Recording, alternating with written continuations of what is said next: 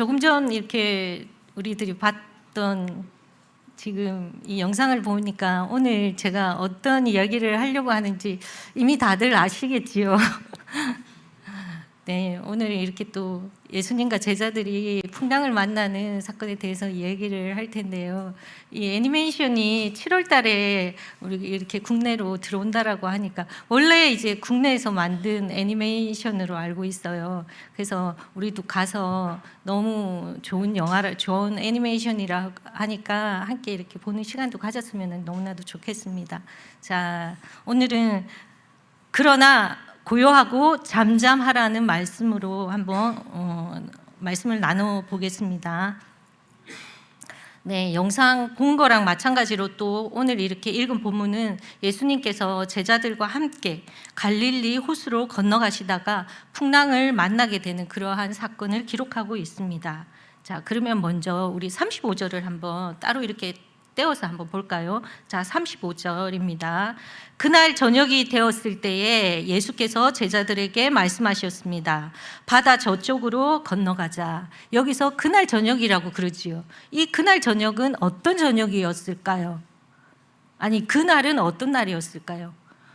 이 사건이 있기 전에 분명히 우리들은 설교에서도 들었고 또 예수님께서 그 무리들, 바닷가에 있는 그 무리들에게 4가지 땅에 대해서 또 씨 뿌리는 비유에 대해서 또 겨자씨 그리고 등불 이런 것들에 대해서 충분히 하나님 나라의 이러한 비밀들을 말씀하시던 바로 그날입니다. 그래서 그날은 어떤 다른 날보다 이 하늘나라에 대해서 이 비밀을 들었던 그 날이었기 때문에 제자들은 충분하게 은혜 충만하게 있었을 거예요. 그래서 그들의 영혼은 어느 때보다 믿음으로 또 은혜로 충만했을 것입니다. 그렇게 그날의 밤이 되어서 밤이 오고 있습니다. 그때 예수님께서 말씀하시죠. 바다 저쪽으로 건너가자. 아마 바다 저쪽은 어디냐면 다음에 있을 우리 예수님의 행선지인 거라사라는 지방일 거예요. 그렇게 예수님은 제자들과 함께 배를 타고 건너편으로 건너가고 있습니다. 자, 37절입니다. 그런데 거센 바람이 일어나서 파도가 배 안으로 덮쳐 들어오므로 물이 배에 벌써 가득 찼다. 원래 이 갈릴리 호수, 바닷가라고도 알고 있는데 원래는 이게 갈릴리 호수거든요. 이 갈릴리 호수의 특징이 뭐냐면은 다른 곳보다 지면이 훨씬 엄청 한 50m 가량이나 아래로 있대요. 그리고 그 주위에는 산들이 있기 때문에 이 차가운 바람과 더운 바람이 이렇게 교차가 돼서 만나는 그 지점대에는 거센 그러한 바람이 불어서 바람이 너무나도 이렇게 세게 분다라고 합니다. 아무래도 찬 공기, 더운 공기가 만나다 보니까 이런 현상이 있는 것 같아요. 그래서 이러한 지형적인 이유로 그날도 바람이 거세게 불었고 이 배를 타고 가는데 심한 폭풍우가 있게 되었던 것입니다. 자, 38절입니다. 예수께서는 고물에서 우리 다 함께 읽어볼까요? 예수께서는 고물에서 베개를 베고 주무시고 계셨다. 제자들이 예수를 깨우며 말하였다.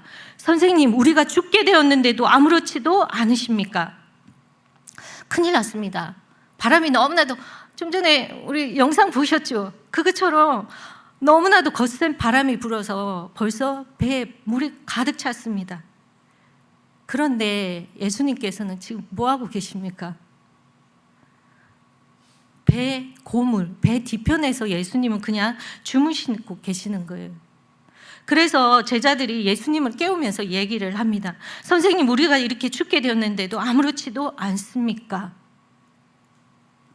41절에 보면 도대체 예수가 뉘기에 이렇게 바람과 이 풍랑을 잠재우는가 이런 내용이 있기 때문에 아마도 이 제자들은 예수님에 대한 그런 기대는 크게 바람을 잠재운다라든지 그런 기대는 없었던 것 같아요. 도대체 뭘 하고 계십니까? 주무시다니요 말이 됩니까? 아마 제자들은 예수님한테 이렇게 인간적인 원망과 불평을 하고 있었을 것 같습니다. 지금 이렇게 배에 물이 들어오고 있는데 예수님 주무시면 안 되지요.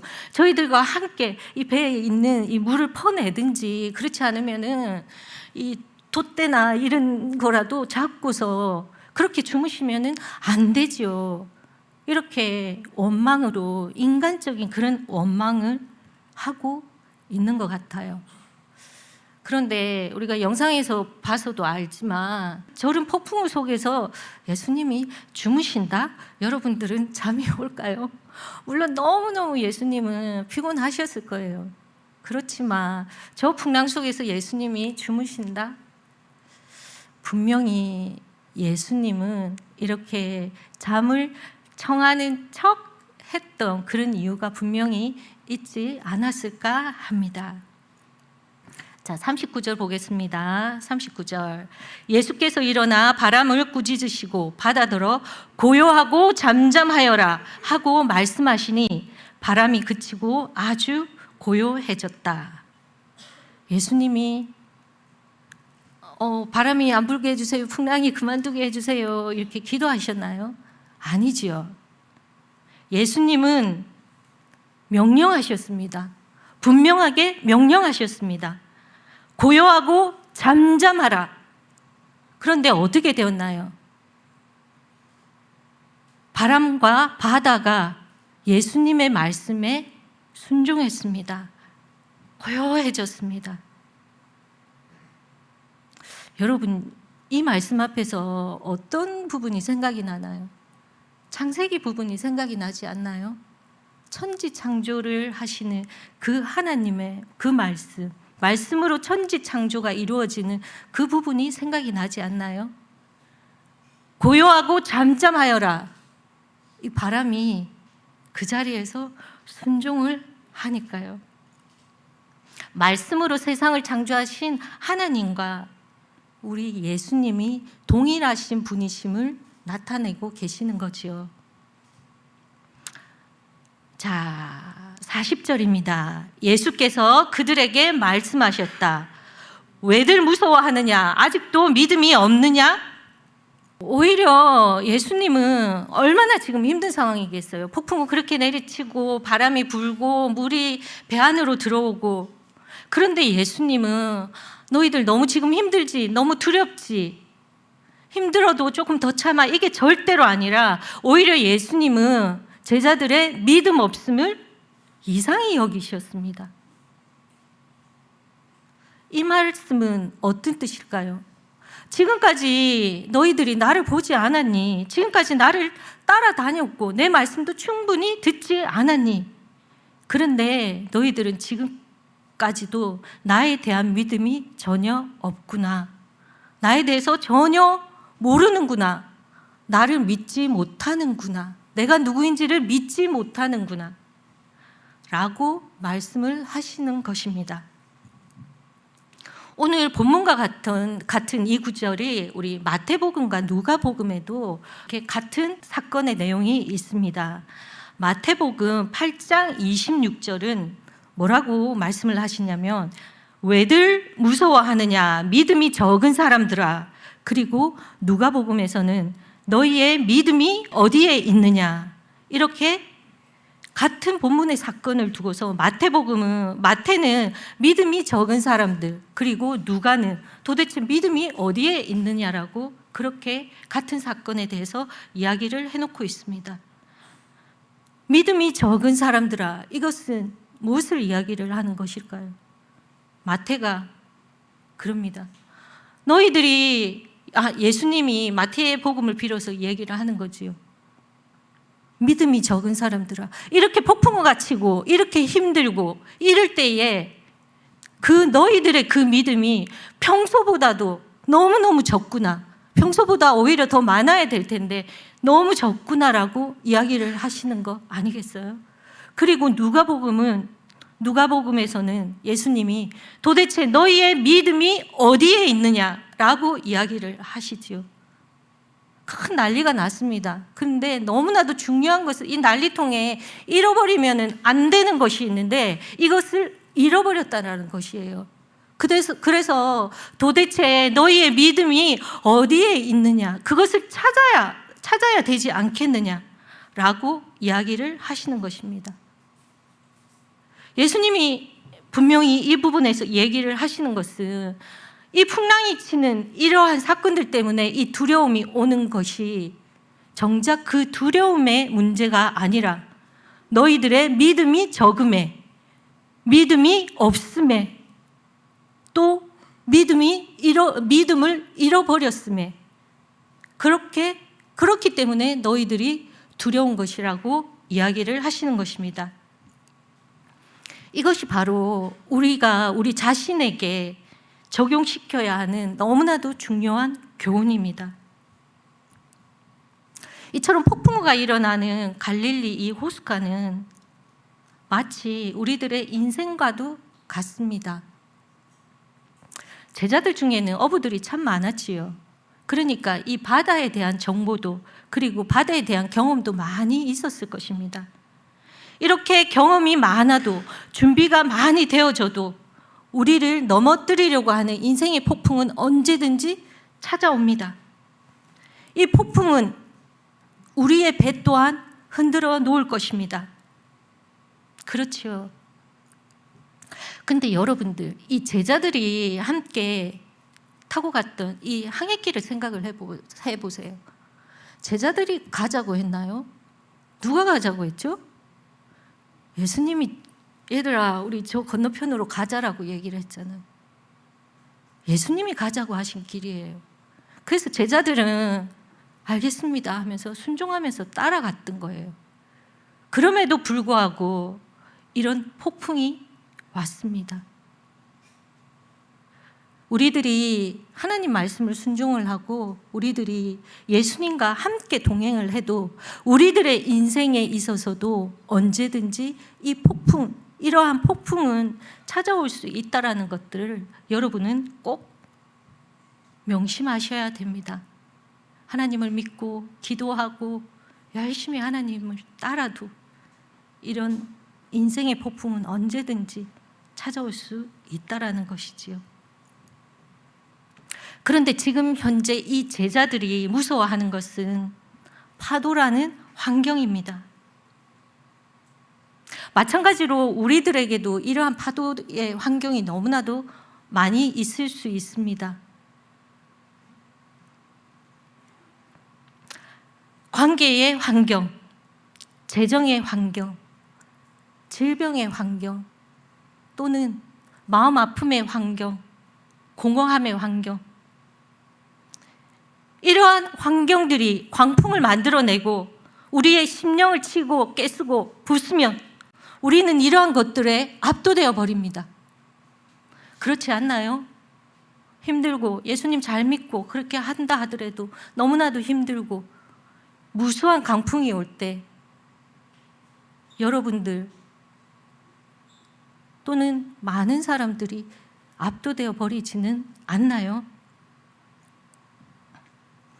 그러나 여러분, 이 부분에서 여러분들이 정말 중요하게 아셔야 될 것들은 이러한 광풍에 이렇게 흔들리고 나부끼는 바람 모양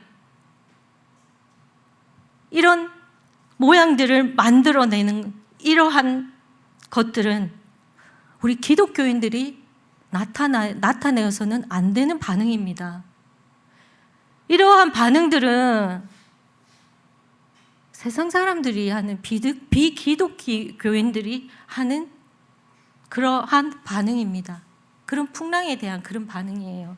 우리 기독교인들은, 우리 신앙인들은 절대로 이런 반응을 보여서는 안 됩니다. 왜냐고요? 우리 신앙인들은 세상 사람들과 다릅니다. 세상 사람들과 다른 우리는 무엇인가를 가지고 있는 사람들입니다. 그게 무엇이지요? 바로 예수님이라는 예수님에 대한 믿음이지요. 우리는 예수님을 가지고 있는 사람들이에요. 세상 사람들과는 분명히 다릅니다.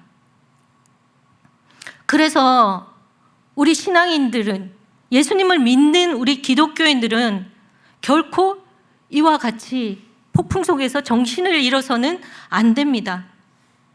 세상 사람들처럼 이렇게 폭풍을 친다고 해서 침체되고 동요되는 이러한 사건에 놀라고 공포 질리고 두려움에 떨어서는 절대로 안 됩니다. 기독교인들은 어떤 형편에 있든지 어떤 어려움 앞에서도 자기 감정에 의해서 이렇게 넋을 잃고 마는 자를 의미하는 것이 아닙니다. 이것이 바로 예수님이 제자들을 책망한 이유입니다. 내가 너희들과 함께 있지 않니? 그런데 어떻게 이렇게 느끼고 있다는 말이냐? 너희들은 나를 신뢰하지 않는구나.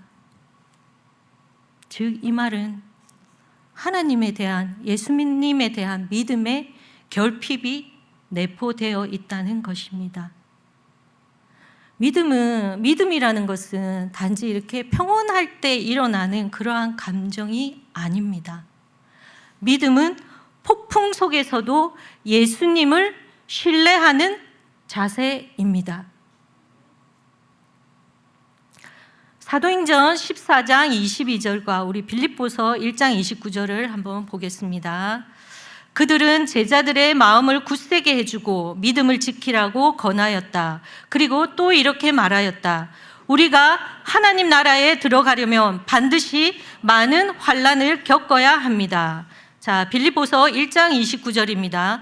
하나님께서는 여러분에게 그리스도를 위한 특권, 즉 그리스도를 믿는 것뿐만 아니라 또한 그리스도를 위하여 고난을 받는 특권도 주셨습니다.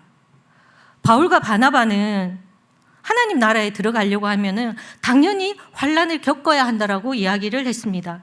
그리고 빌립은 오히려 이렇게 고난 받는 것이 아무에게나 주어지는 것이 아니라 그리스도인들에게 주어지는 특권이라고까지 이야기를 합니다. 하나님은 성경에도 분명히 말씀하셨죠. 참새 한 마리도 당신의 허락 없이는 절대로 떨어지지 못하게 하십니다. 따라서 하나님께서 이 폭풍우를 허락하셨습니다. 바람이 부는 것과 이 물결이 동요되어서 모든 것들이 흐트러지고 잘못되어지는 것처럼 보여지게 하는 것도, 또 우리가 그 상황에서 너무나도 위태로운 지경에 처해져 있는 것처럼 보이게 하신 것도 바로 하나님이십니다.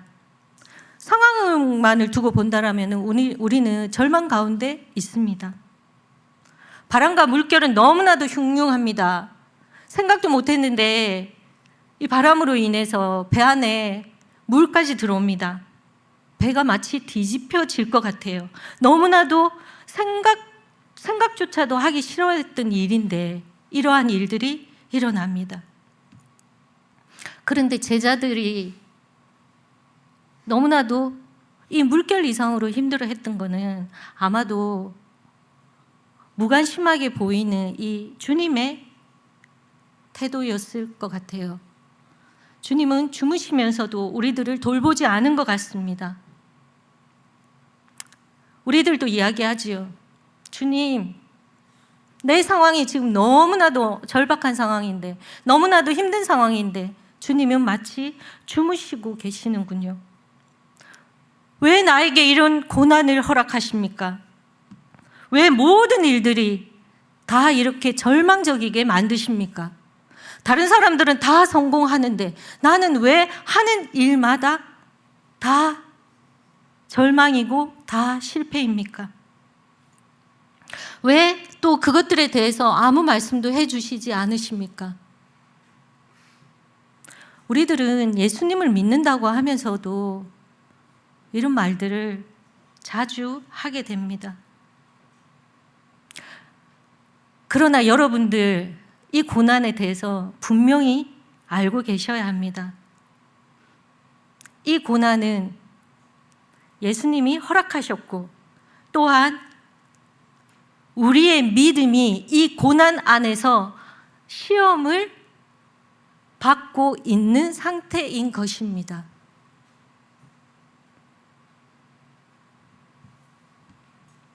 하나님께서 이 모든 것들을 허락하셨다는 것,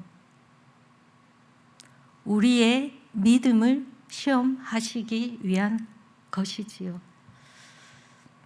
믿음은 자동적으로 행해지는 그 무언가가 아닙니다. 그런데 우리들은 아주 가끔씩은 이 믿음이 자동 온도 조절 장치처럼 그렇게 착각을 하는 경우가 있어요. 한번 이렇게 설정을 해두면은 그 상황을 조절해 줄 것이라고 기대를 하는 것이지요. 예를 들자면은 온도 조절 장치 있죠. 우리가 22도의 이 온도 조절 장치를 맞추고 싶다. 그러면 기온이 이렇게 떨어지면은 이 아이가 난방을 해서 저절로 22도까지 올라갑니다.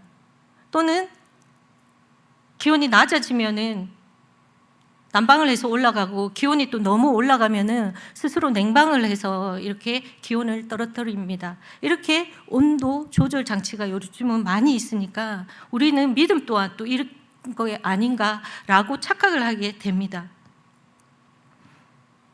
우리 또한 이 믿음도 이렇게 잘 세팅을 해놓으면은 어떤 어려움이 와도 자동적으로 잘 반응을 해서 우리는 두려움이 없게 될 것이라고 생각을 하는 그러한 착각에 빠질 수도 있습니다. 그렇지만 아니지요. 만일 믿음이 이렇게 온도 조절 장치처럼 자동적으로 된다라면은 우리들에게는 절대로 이렇게 어려운 상황이 일어나지는 않았을 테니까요. 믿음은 결코 저절로 그렇게 작동되지 않습니다. 우리가 직접 작동시켜야 합니다. 그래서 우리에게 정말로 필요한 것은 우리 안에 있는 이 믿음이 실제적으로 움직일 수 있도록 우리가 의지적으로 작동을 가해야 한다라는 것입니다. 아직도 왜 이렇게 믿음이 없느냐? 왜 이렇게 믿음이 적으냐? 믿음을 도대체 어디에다가 잃어버렸느냐? 이 말뜻은 너희들이 가지고 있는 그 믿음을 왜 작동을 시키지 않느냐? 바로 그 말씀이시지요. 그러면 여러분들, 우리는 이 믿음을 어떻게 작동을 시켜야 됩니까? 이 상황에서 믿음을 작동시키는 가장 첫 번째의 부분은 내 자신이 이렇게 어려운 상황에 빠졌다. 이 상황에서 가장 먼저 해야 될 일은 내가 그 상황에 지배당하는 것을 거부하는 것입니다. No. 분명히 거부를 해야 됩니다. 그리고 자, 우리 또 하나의 해답이 있는데요. 39절을 한번 볼까요? 예수께서 일어나 바람을 꾸짖으시고 바다더러 고요하고 잠잠하여라 하고 말씀하시니 바람이 그치고 아주 고요해졌다. 주목해야 할 것은 우리 예수님의 이 태도입니다. 예수님은 바람과 바다를 향해 꾸짖으십니다. 그런데 고요하고 잠잠하라, 이것은 단순한 소리가 아닙니다. 두려움의 영을 꾸짖는 것이고 혼란과 불안을 다스리는 그러한 권위 있는 명령인 것입니다. 우리는 비인격적인 그러한 존재를 꾸짖지 않습니다. 여러분들이 어디 가다가 길거리에 이렇게 조그마한 돌멩이가 있다고 해서 이 돌멩이에 부딪혀서 넘어졌다고 해서 이 돌멩이를 보고서 꾸짖지는 않지요. 그런데 예수님은 이 파도와 바다를 향해서 꾸짖었습니다. 이것은 무엇입니까? 분명히 이 바다와 이 바람 뒤에 이것을 움직이고 있는 세력이 있다라는 것입니다. 그래서 예수님은 고요하고 잠잠하여라, 그 보이게는 파도와 바다에게 그렇게 명령을 하셨지만 정작 명령을 하신 것은 그 뒤에 있는 악한 세력에게 이야기를 하신 것입니다. 그 세력을 향해서 명령하고 꾸짖은 것입니다. 마치 마귀를 향해서 꾸짖고 병을 붙들고 있는 그런 악한 사단을 향해서 꾸짖었던 것처럼요. 분명히 이런 재앙을 일으킨 것은 사단입니다. 왜 그랬냐고요? 예수님이 다음 이렇게 건너갈 다음 행선지가 어디였어요? 거라사라는 지방이지요. 이 거라사에는 수천 명의 귀신들이 몸속에 들어가져 있는 그러한 귀신 들린 자가 있습니다. 그러면 그 수천 마리나 되는 그 귀신들이 예수님이 오도록 네, 어서 오십시오 하고 이렇게 가만히 있었겠냐고요. 어떻게 해서든 못 오게끔 막지 않았겠습니까? 배를 물에 이렇게 빠뜨리게 해서 배를 뒤집어서라도 예수님과 제자들이 자기에게로 와서 자기를 죽이게끔 만드는 그 부분을 하지 못하도록 그렇게 사단이 발버둥을 치지 않았겠습니까?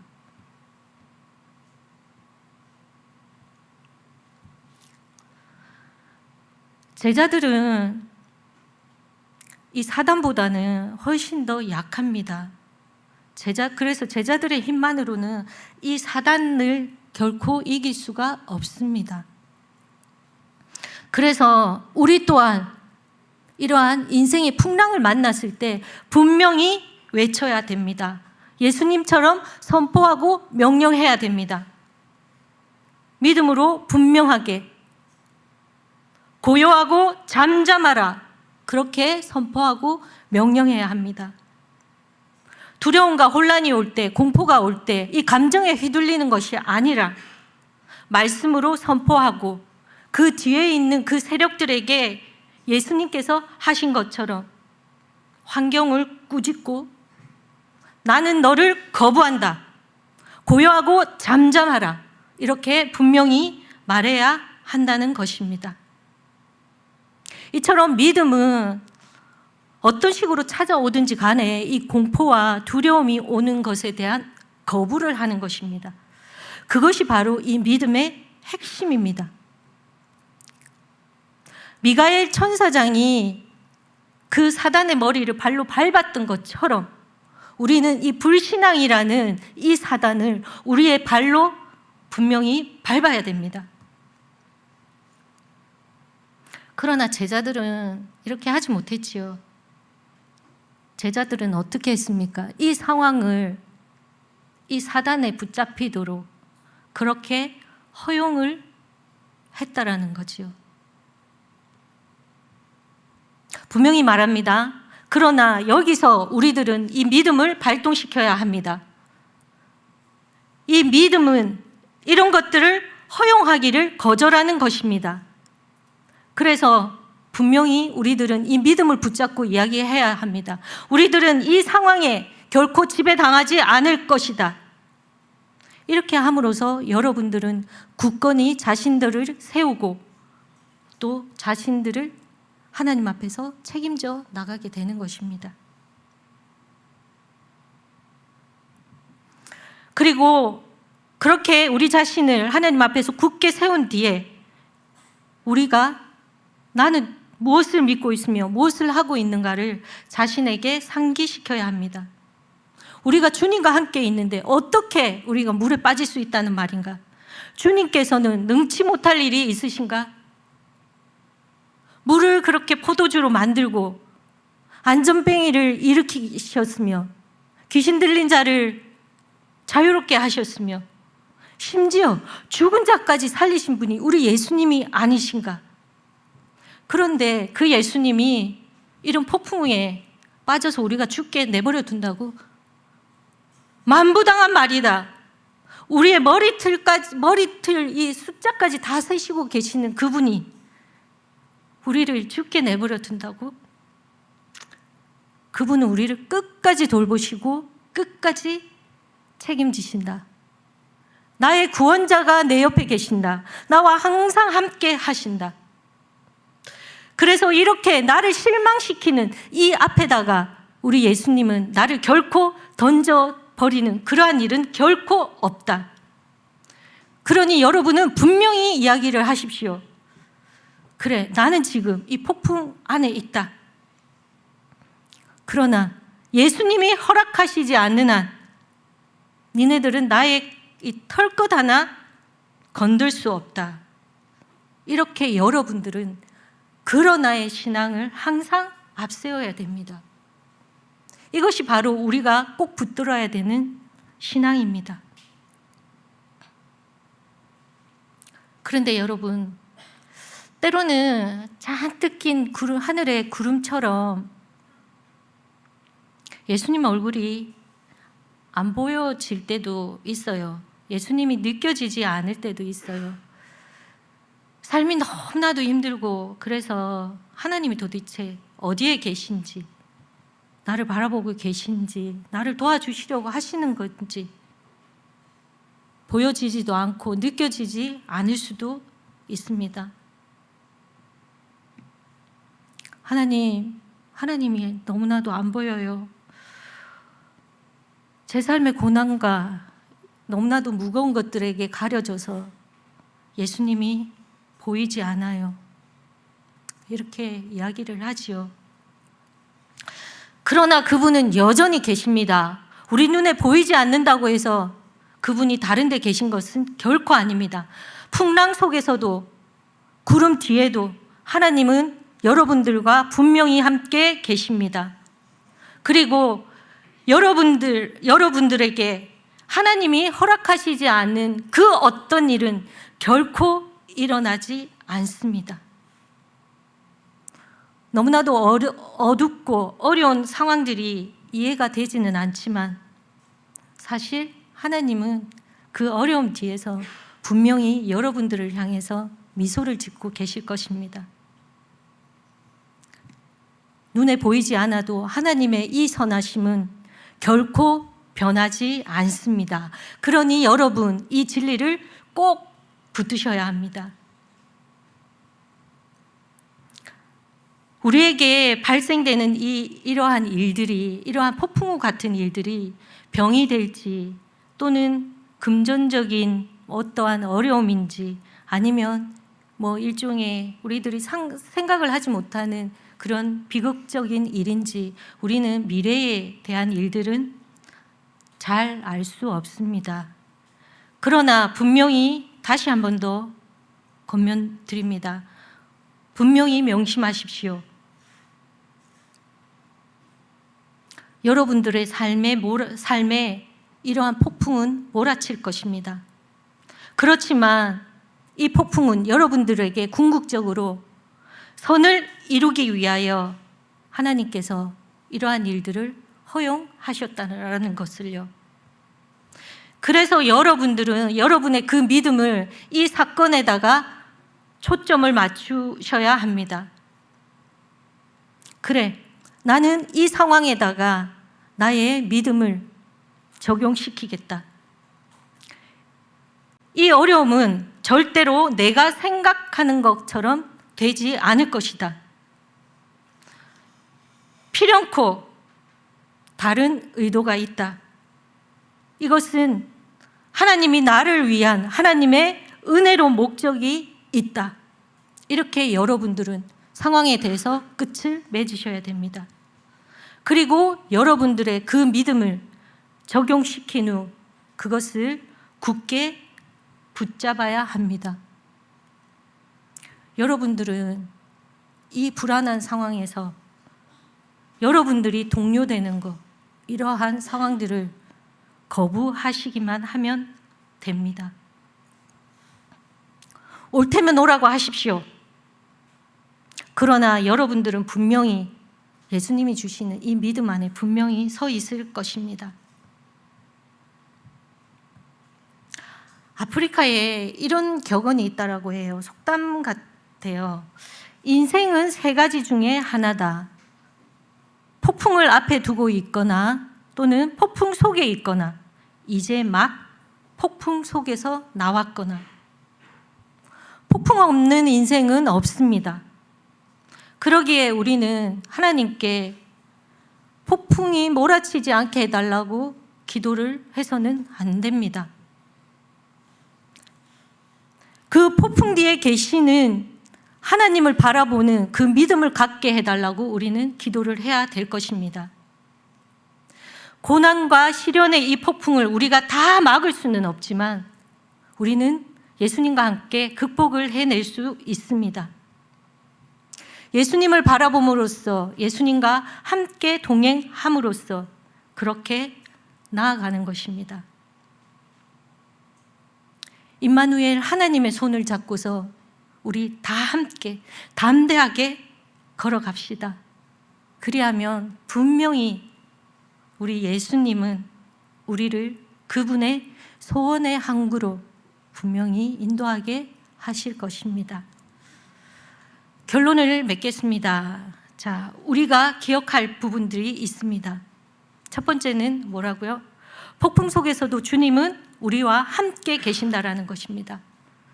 비록 주무시는 것처럼 보였지만 그것은 결코 주님은 우리들을 놓지 않는다라는 사실입니다. 그리고 이 믿음은 환경을 바라보는 것이 아니라 예수님을 바라보는 것입니다. 또한 믿음은 반응이며 우리가 결단하며 우리가 이루어 나가야 하는, 작용을 해야 하는 그 무엇이라는 것을. 그리고 또 세 번째는 믿음은 두려움에 대한 거부입니다. 우리는 환경을 꾸짖을 수 있습니다. 예수님처럼 그 권위의 말씀으로 그렇게 우리는 믿음으로 대적할 수 있습니다. 그러니 여러분, 폭풍 속에서도 예수님을 신뢰하십시오. 믿음을 작동시키십시오. 그리고 담대히 선포하십시오. 나는 이런 상황에 있다. 그러나 너 상황, 너 환경 고요하고 잠잠하라. 예수님의 이름으로 어떠한 상황에도 굴하지 않고 주님만을 바라보는 우리 하울림 여러분들을 축복합니다. 아멘.